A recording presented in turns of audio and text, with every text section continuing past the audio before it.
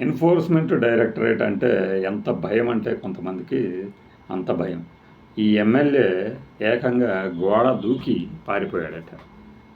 అంటే enforcement directorate అంటే ఎందుకు భయపడతారు, సిబిఐ అంటే ఎందుకు కాస్త కూస్తో ధీమాగా ఉంటారు అంటే మనం చాలాసార్లు చెప్పుకున్నాం. సిబిఐ ఆరోపణలు సిబిఐ ప్రూవ్ చేసుకోవాలి. ఎన్ఫోర్స్మెంట్ డైరెక్టరేట్ కనుక కేసు పెడితే ఆరోపణల్ని ఎవరి మీద అయితే ఆరోపించారో వాళ్ళే ప్రూవ్ చేసుకోవాల్సి వస్తుంది. సో ఈ ఇన్సిడెంట్ ఎక్కడ జరిగిందయ్యా అంటే వెస్ట్ బెంగాల్లో అనమాట. వెస్ట్ బెంగాల్కి సంబంధించిన ఈయన ఎక్కడ తనని అరెస్ట్ చేస్తారు అని చెప్పేసి ఫస్ట్ ఫ్లోర్ నుంచి దూకటమే కాకుండా తన మొబైల్ ఫోన్ని ఏం చేశాడయ్యా అంటే డ్రైనేజ్లో పడేశారట. అయినా సరే ఎన్ఫోర్స్మెంట్ డైరెక్టరేట్ అధికారులు ఆయననే పట్టువదలని విక్రమార్కులలాగా వెంటబడి పట్టుకొని అదుపులోకి తీసుకున్నారు. ఈయన పేరు Jiban Kishan Saha. Teachers recruitment scam అనేది ఒకటి జరిగిందంటారు పశ్చిమ బెంగాల్లో. దానికి సంబంధించి ఆయన ముర్షిదాబాద్లో ఉన్న ఆయన ఇంట్లో ఉండగా ఎన్ఫోర్స్మెంట్ డైరెక్టరేట్ వాళ్ళు వచ్చి రైడ్ అంటే తనిఖీలు సోదాలు నిర్వహించారు.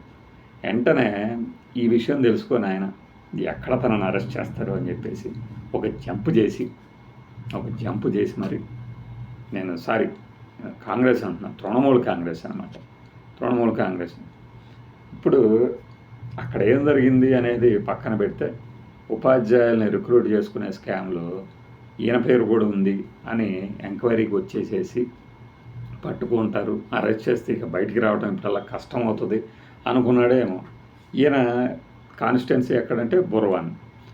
ఇప్పుడు ఈయనతో సహా ఈయన కుటుంబాన్ని కూడా పోలీసులు అరెస్ట్ చేస్తారు అని ఒక ప్రచారం అయితే జరుగుతుంది.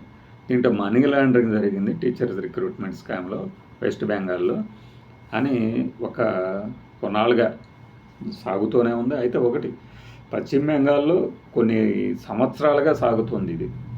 ఏదో ఒక పెద్ద దాంట్లో వెస్ట్ బెంగాల్ ప్రభుత్వాన్ని పట్టేసుకోవాలి అని. ఇప్పుడు దాకా అయితే ఖచ్చితంగా అది ఇప్పుడు శారదా చిట్ ఫండ్ స్కామ్ అని, తర్వాత ఇది ఇలా వరుసగా చాలా ట్రై చేస్తున్నారు. కానీ పాపం పశ్చిమ బెంగాల్ ముఖ్యమంత్రి గారు దొరకటం లేదు వాళ్ళకి, బీజేపీకి. ఇప్పుడు ఈయన మాత్రం పైనుంచి దూకి మరీ దొరికాడు అనమాట. అది దీనికి సంబంధించిన విషయం అన్నమాట.